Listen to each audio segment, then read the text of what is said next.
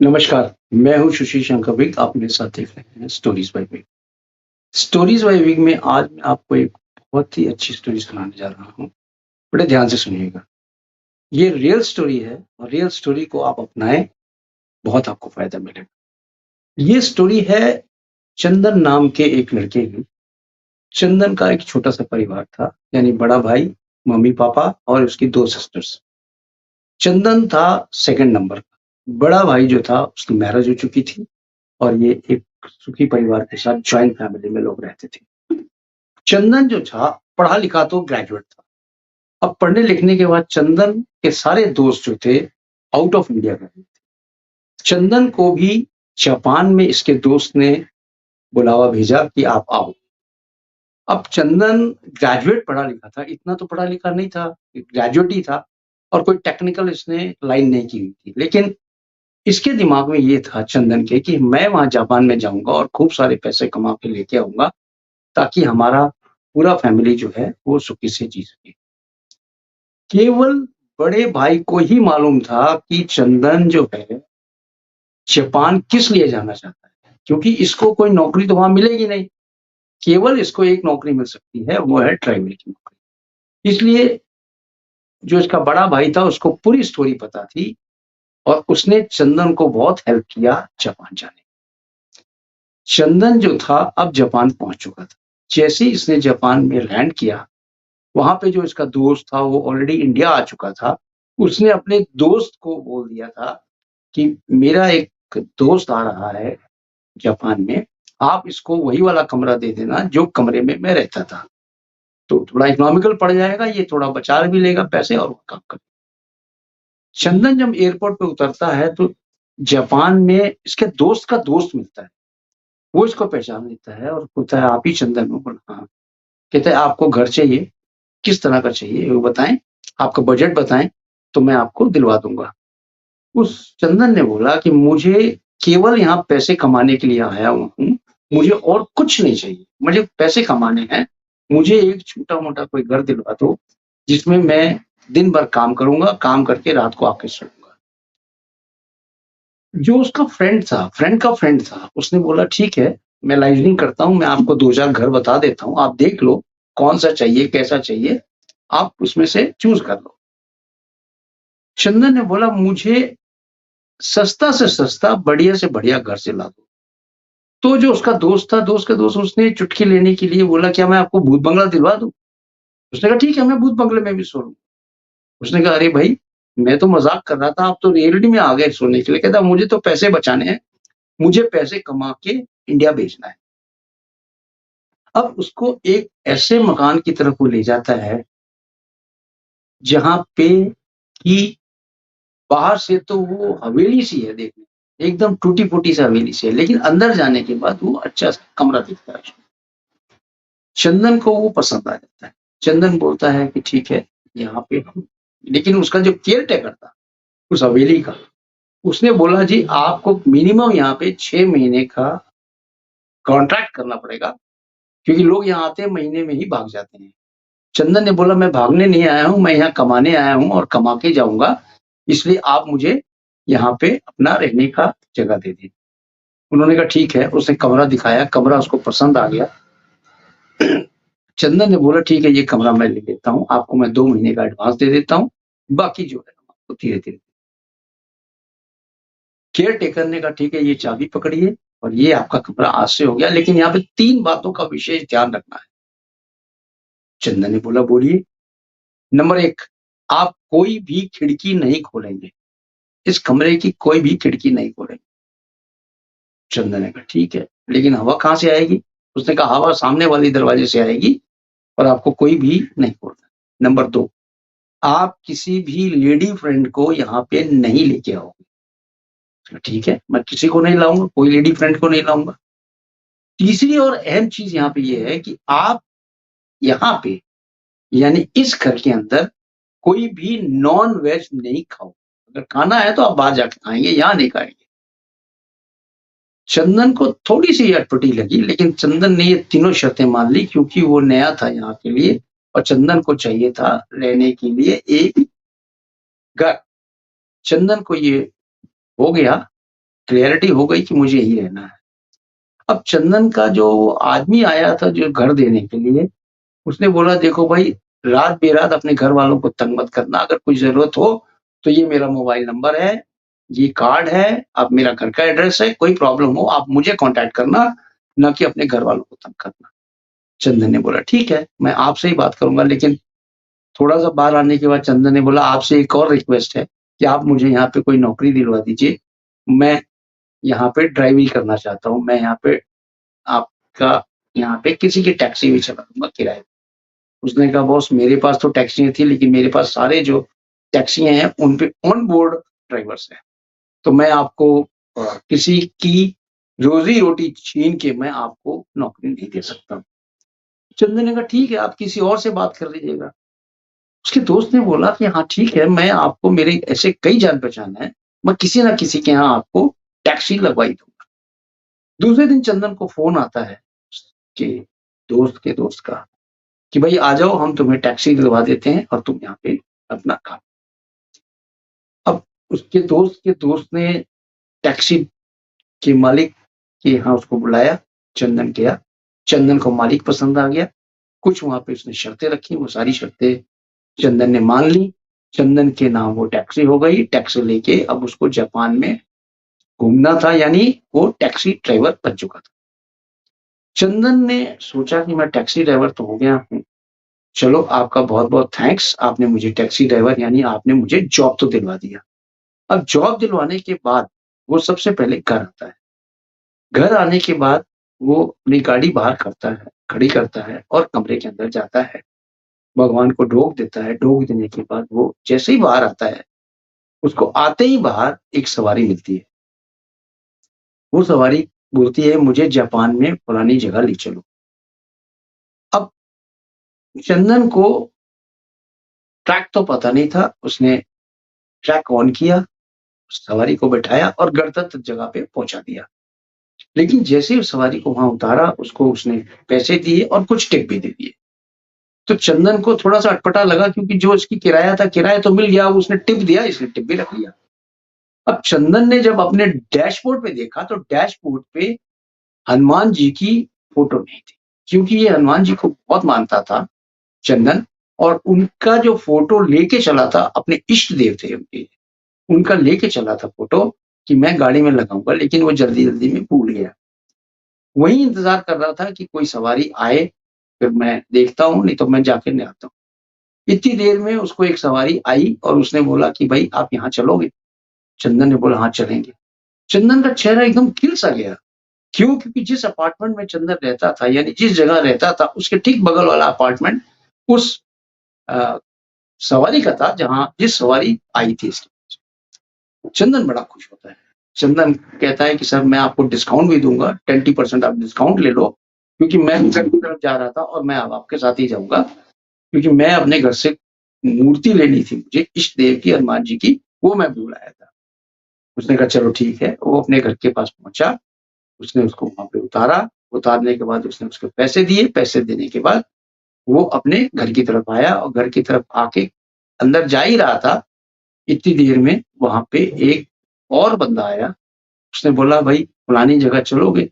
उसने बोला, "हाँ, चलेंगे।" उसने कहा, "चलो ठीक है।" अब जैसे ही वो चंदन ने उस सवारी को बोला, "2 मिनट रुको, मैं अंदर से कुछ सामान लेके आ रहा हूँ, यानी इष्ट देव लेके आ रहा हूँ, उसके बाद मैं आपको गणतंत्र जगह पे अपने छोड़ दूँगा।" सवारी थोड़ी रूड थी, उसने कहा, "देखो तुम्हें चलना हो चलो, नहीं तो मैं आपको नहीं जाता, मैं किसी और के साथ चला जाऊँ।" चंदन ने कहा, "ठीक है, हाथ जोड़ के आप किसी और के साथ चले जाएँ, क्योंकि मैं बगैर इष्ट देव को लिए अब आगे नहीं चल सकता।" वो अंदर कमरे में जाता है, दरवाज़ा खोलता है, वहाँ से इष्ट देव लेता है, इष्ट देव लेके आता है और लाके अपने डैशबोर्ड पे रख देता है। इतनी देर में कोई और उसको एक लेडी सवारी मिल जाती है, जो कहती है कि मुझे फलानी जगह छोड़ दो।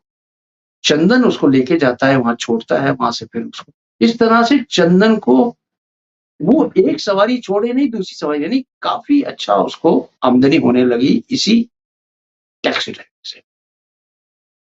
रात के 9 बज चुके थे, उसको टाइम का भी नहीं पता चला, रात के 9 बज चुके थे। जैसे ही 9 बजे उसने देखा यार भूख तो लग रही है, अब खाना कहाँ खाया जाए? इतनी देर में उसने अपने मालिक को फ़ोन किया कि भई मैं थोड़ा लेट हो गया हूँ, मैं यहाँ पे हूँ, और मैं अभी आ रहा हूँ आपके पास और आपकी टैक्सी देने के लिए। और फिर मैं आपको बताता हूँ। वो टैक्सी लेके उनके पास गया, मालिक के पास। उसने हिसाब-किताब दिया, उसने बोला आज मैंने इतना कमाया, ये पकड़िए आपका, ये मेरा। और उसने बोला मैं आज दिन भर से खाना नहीं खाया है। जो ड्राइवर था यानी मालिक था उस टैक्सी का, उसने बोला तुमने खाना नहीं खाया, तुम खाने के लिए काम कर रहे हो और दिन भर टैक्सी चला रहे हो। कहता क्या करें, मुझे कभी यहाँ की सवारी मिल रही है, कभी वहाँ की सवारी मिल रही है। मेरे को तो आज दिन भर यही नहीं पता चला टाइम कैसे। चंदन का इतना कहना था कि उसने बोला कि ठीक है यहाँ बैठो, मैं खाना मंगवाता हूँ। उस टैक्सी मालिक ने खाना मंगवाया चंदन के लिए और उसको खाने के लिए। खाना खाने के बाद चंदन एकदम से तृप्त हो गया और चंदन ने बोला कि साहब आप मुझे मेरे घर तक छुड़वा दीजिए, क्योंकि यहाँ से कौन-सी बस जाती है वो बतवा दीजिए, मैं उस बस से चला जाऊँगा। मालिक ने बोला, टैक्सी मालिक ने बोला कि आप क्या बातें कर रहे हो? ये टैक्सी जो है ये किसके लिए है? आपकी तो है, आप अपने पास रखो, आओ-जाओ क्या प्रॉब्लम है? उसने कहा sir thank you very much, आपने मुझे इतना लायक समझा कि मैं आपकी टैक्सी। उसने कहा क्या करोगे तुम? जापान से कहीं ये टैक्सी को लेके भाग तो सकते नहीं है, कहीं इसको बेच तो सकते नहीं है, कहीं इसकी कुछ ऊँची-नीची कर नहीं सकते हो, इसलिए आप जाओ इस टैक्सी में जाओ, ये आपकी अपनी है। बट हमको रोज़ ही आप मिलोगे। मैं ठीक है। चंदन ने उस गाड़ी को लिया और सीधे घर आके सो गया। सोने के बाद नेक्स्ट डे जब वो उठता है, दिन भर सवारियों की चहल-पहल में रहता है। शाम को 6 बजे उसको एक सवारी मिलती है। इतनी लंबी-चौड़ी सवारी थी, पीछे से खड़ी होके आवाज़ लगाती, "भई फलानी जगह चलोगे?" ये उस समय बर्गर खा रहा था। यानी इसको कुछ भूख लगी थी, चंदन को बर्गर खाना था। उसने बोला, "खाना हो गया तो आप मुझे वहाँ छोड़ दीजिए।" तो चंदन ने बोला, "कहाँ छोड़ना है?" तो उसने किसी कब्रिस्तान का नाम लिया। "उस कब्रिस्तान के पास मुझे छोड़ दीजिए।" जो उस आदमी की तरफ पीछे मुड़ के ये देखता है तो इतना लंबा-चौड़ा आदमी था, केवल उसका यहाँ तक ही दिख रहा था, यानी गले के नीचे ही दिख रहा था, बाकी कुछ दिख ही नहीं रहा था उसको। अब सिर बाहर करके वो क्या देखे, इतना लंबा-चौड़ा आदमी, उसने तो अभी ज़िंदगी में नहीं देखा था। चंदन को देख लिया उसने और देखने के बाद उसने बोला कि ठीक है हम चलते हैं, खाना हो गया मेरा, आप चलिए बैठिए। अब वो जो था इंसान, बैठने के लिए सबसे पहले बोला कि ये जो हनुमान जी की मूर्ति लगाई है इसको हटाओ, फिर मैं इस गाड़ी में बैठूँ। चंदन ने पीछे मुड़ के देखा और बोला, ये मेरे इष्ट देव हैं, ये मेरे भगवान हैं, इन्हीं को ढोक देता हूँ और इनके सिवा गाड़ी नहीं चल सकती है। आप कृपया गाड़ी से उतरें, मैं आपको नहीं ले जाऊँगा। वो बहुत नाराज़ हो गया। उसने बोला, "ऐसे कैसे कह रहे हो? इसको निकालो, हनुमान जी को निकालो डैशबोर्ड से और फिर मैं बैठूँगा इस गाड़ी में।" इतनी देर में चंदन को बहुत गुस्सा आ गया। चंदन ने कहा, "आप उतरो या मैं उतारूँ आपको?" उसने उसको बंदे को उतार दिया। उतारने के बाद अपना आराम से जो बर्गर बचा था, वो बर्गर को खा रहा था। इतनी देर में एक लड़की और एक औरत, यानी छोटी-सी बच्ची होगी, करीब 8-10 साल की बच्ची होगी प्लस एक औरत, यानी माँ-बेटी थी। वो आई और उसको बोला कि चंदन को कि भाई फलानी जगह चलोगे, वो भी कब्रिस्तान की जगह थी, यानी जिस कब्रिस्तान में वो बंदा जाना चाहता था, उसके आगे वही वो लेडी जाना।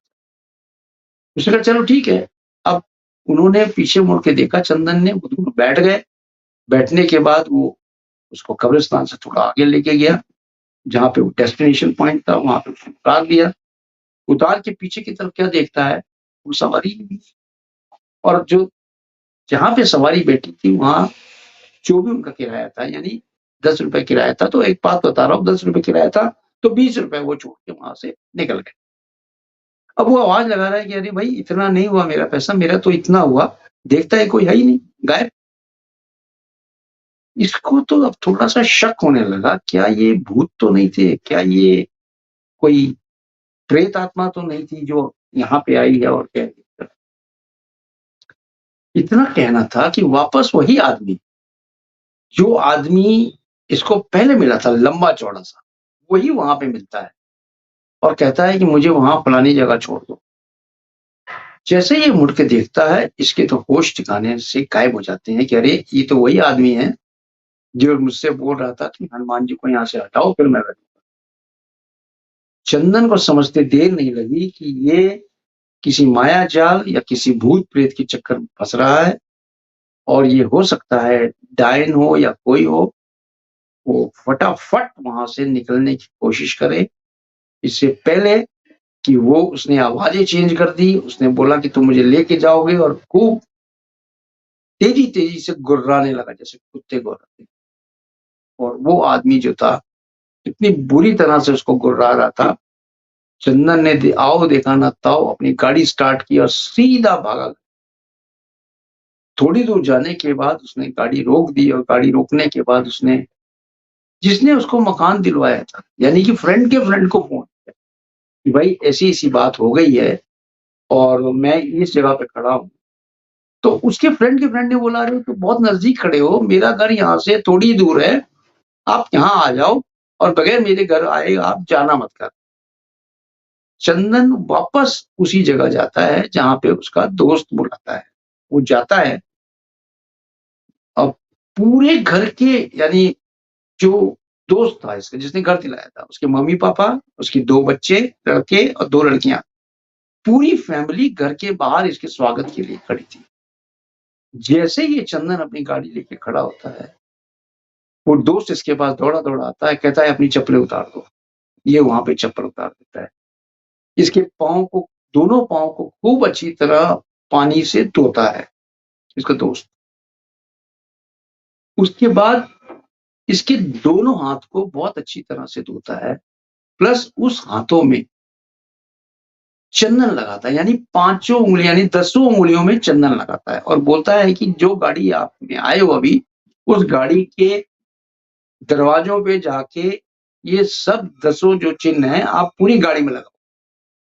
जैसा वो कहता है चंदन, वैसा ही करता है और करने के बाद वापस लौट के आया और आने के बाद उसको बोलता है कि मैं कर आया। उसने बोला ठीक है और उसने एक 3 पत्तियों का यानी एक 3 पत्तियों का हार सा बनाया हुआ था, वो चंदन के हाथ में देता है और बोलता है कि इस घर के अंदर प्रवेश करने से पहले ये तीनों पत्तियाँ एक लेफ्ट, एक राइट और एक पीछे की तरफ फेंक देना और वापस घर के अंदर आओ। ये सारा कार्यक्रम करने के बाद पत्ती लेफ्ट, राइट और पीछे की तरफ वो जो चंदन फेंकता है, उसके बाद घर के अंदर जैसे प्रवेश करता है, वो जो पूरा परिवार था बाहर सुनसान चुपचाप खड़ा था।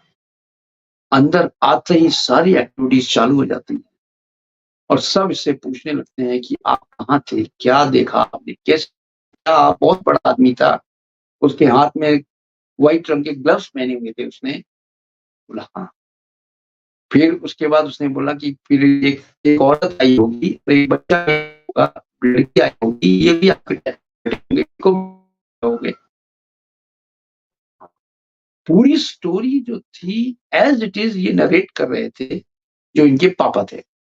यानी जो दोस्त का पापा था वो नरेट कर रहे थे। चंदन सुन के हैरान था, बोला साहब बाबूजी आपको ये सारी चीज़ें कैसे पता है? बाबूजी ने बोला कि वो जिस आत्मा से आप बच के आए हो, वो बहुत ही खूंखार आत्मा है और पूरी फैमिली है वो। वो किसी भी इंसान को छोड़ती नहीं है, बख्शती नहीं है, उसका एम ही यही है कि कोई भी इंसान ज़िंदा ना बचे उसको मार। आप बहुत खुशनसीब हो जो आप बच के वहाँ से चले आए। आपका इसीलिए हमने ये जो सारी चीज़ें की हैं अभी आपके साथ, ये एक तरह से टोटका किया है। यानी आपका जो ऊपर अगर कुछ रह भी गया हो, उसको मैंने यहाँ से उतारा है। क्यों? क्योंकि ये जो आत्मा है, ये बहुत ही गंदी आत्मा है और ये पूरे घर को नष्ट करती है। एक इंसान को नष्ट नहीं करती है। अगर आपके साथ जाएगी, आपके साथ तो पूरे घर को नष्ट करेगी। का सुनना था, चंदन तो एकदम से घबरा गया। चंदन वहाँ से उस रात तो उन्हीं के घर सोया। दूसरे दिन सुबह आया अपने जहाँ ये रहता था। वहाँ आने के बाद इसने केयर टेकर को पूरी स्टोरी बताई। केयर टेकर ने बोला चलो ठीक है आप बच के आ गए यही बहुत है। इतनी देर में इसके भाई का इंडिया से जब इसके भाई का फ़ोन आता है चंदन के, तो उसको पूरी स्टोरी ये बताता है। इसका भाई कहता है हमें पैसे-वैसे नहीं चाहिए, अब आप दूसरे हिसाब से इमीडिएटली वापस आ जाओ। तो चंदन कहता है अरे भूत, प्रेत, आत्माएँ, ब्रह्म राक्षस ये सब इंडिया में होते हैं, यहाँ कुछ नहीं है। लेकिन नहीं, उसको ये विश्वास करना पड़ा कि नहीं, जापान में भी भूत, प्रेत, आत्माएँ, टोटके सब है और सब अच्छी तरह से यहाँ पे होता है। क्यों? क्योंकि उसने ये भी सुन रखा था कि जो ब्लैक मैजिक होता है, ब्लैक मैजिक किसी के ऊपर कर दिया जाता है, जापान में लोग करते हैं ब्लैक मैजिक, तो वो तो इंसान मरता ही मरता है, लेकिन अपने साथ पूरे परिवार को लेके मरता है। यानी ब्लैक मैजिक खत्म नहीं होता है। ब्लैक मैजिक मैजिक जो है पीढ़ी दर पीढ़ी चलता रहता है। ब्लैक मैजिक इतनी ज़्यादा जल्दी समाप्त नहीं होता है। ये सारी चंदन ने अपने भाई को बोला कि ठीक है, मैं वापस आता हूँ इंडिया, अब यहाँ से नहीं है मुझे खाना-पीना, मैं आता हूँ। दूसरे दिन वहाँ से चलने लगा। उसको फिर वही पैरानॉर्मल एक्टिविटीज़ वहाँ चंदन को जाने से रोका जा रहा था। चंदन इतना घबराया हुआ था कि वो हनुमान जी का नाम लेके हनुमान चालीसा पढ़ते हुए वहाँ से निकला और कोई भी बाधा उसके बीच में नहीं आई और सीधा आया अपने एयरपोर्ट, वहाँ से सीधी उसने टिकट करी और सीधा इंडिया आ गया। आज भी चंदन इंडिया में जीवित है और यहाँ पे टैक्सी चलाता है क्योंकि माँ-बाप ने ये देख लिया था कि वो वहाँ पे जाके कोई काम कर रहा है, लेकिन चंदन ने वापस आके अपनी सच्ची बयान स्टोरी बताई, मेरे साथ ये हुआ इसलिए मैं वापस आ गया और मैं वहाँ टैक्सी चलाता था, मैं कोई वहाँ पे जॉब नहीं कर रहा था। घर वालों ने कहा कि चलो ठीक है, आप वहाँ टैक्सी चलाते कोई बात नहीं, आपको हम टैक्सी यहीं ले देंगे, आप यहीं चलाओ। तो ये आपको कहानी कैसी लगी? आप बताएँ? क्योंकि ये जीवन प्रेरणिक का कहानी है, आपके जीवन को आगे ले जाने की कहानी है। जीवन आनंद के लिए है। ये आनंद लीजिए जीवन को, असहाय मत बनाइए अपने जीवन को। आपको स्टोरी कैसी लगी? स्टोरीज़ बाय विक में आप कमेंट करिएगा और अगर आपने चैनल को सब्सक्राइब नहीं किया तो चैनल को सब्सक्राइब कर दीजिएगा, क्योंकि जैसे ही आप चैनल सब्सक्राइब करेंगे तो नेक्स्ट हमारा कोई भी एपिसोड आएगा, आपको मैसेज आ जाएगा। तो अपना ख्याल रखें, तब तक के लिए जय हिंद, जय भारत।